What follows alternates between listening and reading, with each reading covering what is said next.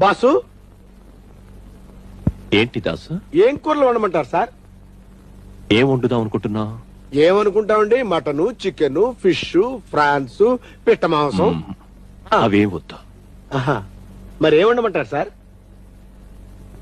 ఎలక. నువ్వు సరిగ్గానే విన్నావు.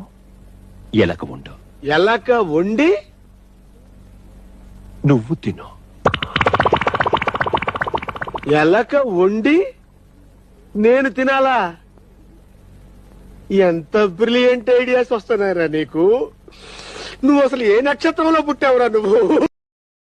రావే నా చెల్లియా.